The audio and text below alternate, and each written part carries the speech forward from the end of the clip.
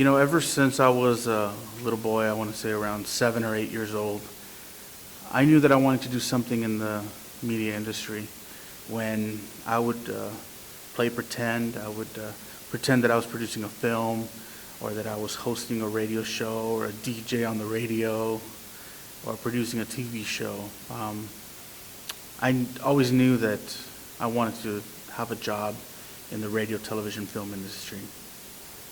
One's journey in achieving a degree is never easy. Everyone's got their different struggles.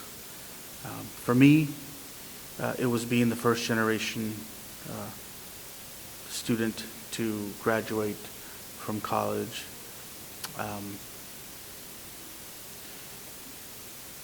I grew up in Dallas, Texas, and in my high school, there was really no support from either the counselors nor the teachers for a Mexican kid.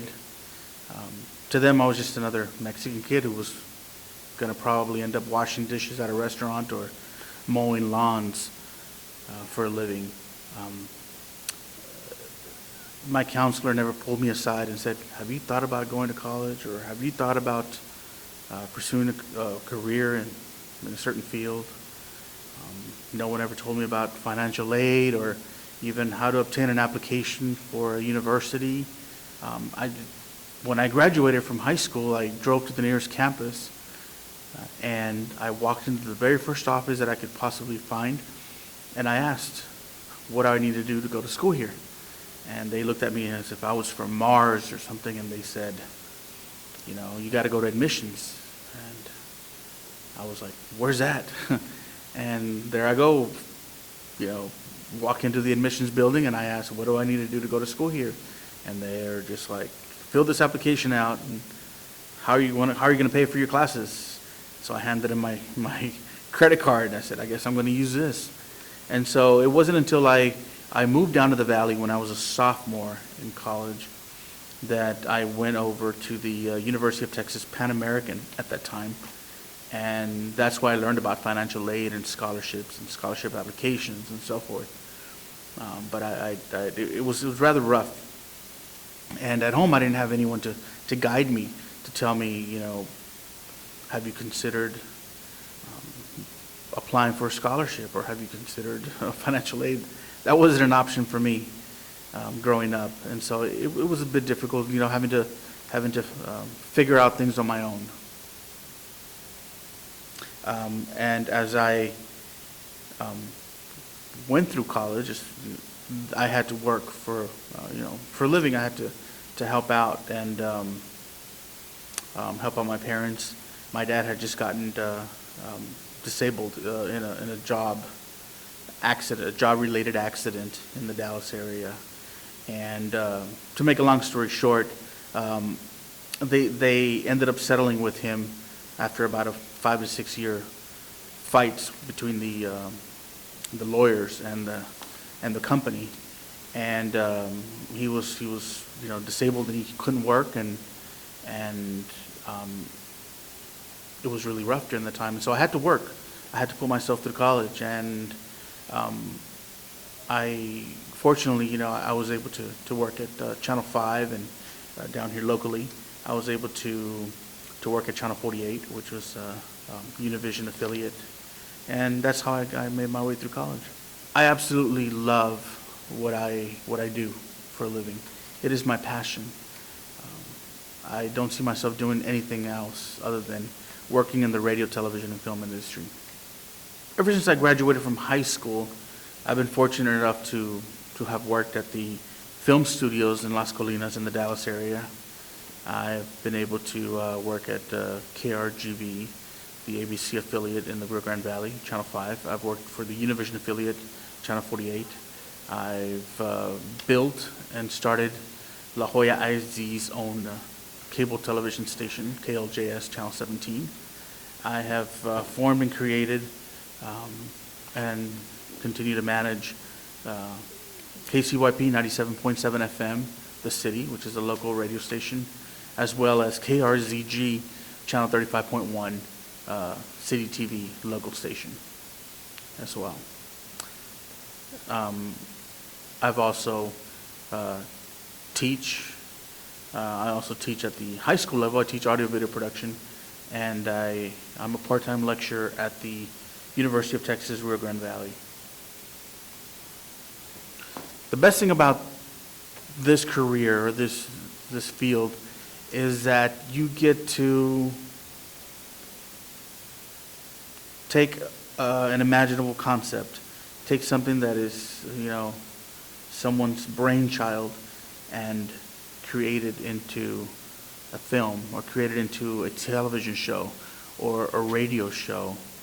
So that's probably what draws me to this particular field, is that the sky's the limit. And it's a lot of fun creating a concept, creating a dream, making a dream reality. I think the worst part about this job would have to be the pay.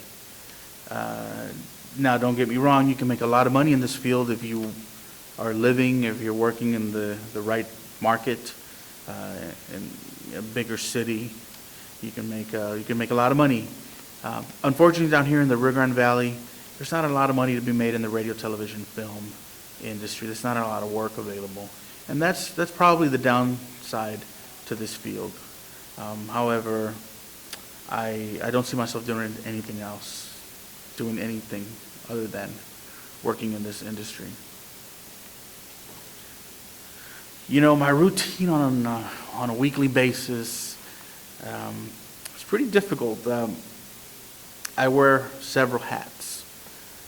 First and foremost, I've got a family. I've got 4 kids, and so that is my priority. And other than that, from Monday through Friday, from 8 a.m. to 5 p.m., I am a high school teacher, teaching audio and video production, everything from radio, television, film, and it's a lot of fun. After hours, after 5 p.m., I'm a part-time lecturer at the University of Texas, Rio Grande Valley. I teach the television production class 1, TV 1, Communication 1336, and I love doing that. I love my university students. On Tuesdays and Thursdays, I run a nonprofit organization that seeks to work with at-risk kids. It's a crime prevention program. We teach them a skill, in this case, radio broadcasting skills, and we hope that they stay out of trouble. And so we teach free after-school radio broadcasting classes to kids ages 10 to 17 years of age, and that is a blast. Seeing kids hands-on an actual radio station broadcasting, giving them a voice, it's amazing. The rest of the days, which is Mondays, Fridays, Saturdays, I produce content for the television station that I operate, channel 35.1 KRZG TV, and I find myself pretty busy with that. And somewhere during the week, I try to catch a few Z's. I try to get some sleep in there somewhere. I'm pretty busy, but I have to learn to time manage my activities, and I have to be real careful and plan things ahead of time. For everything from birthday parties to going out to dinner, things very simple and trivial. Sometimes they take it extra. I have to be very cautious as far as scheduling myself, and I have to do that a month in advance sometimes. To be able to accomplish it. Simple things like getting a haircut or going to the dentist. I've got to plan that way in advance in order for me to be able to squeeze that in.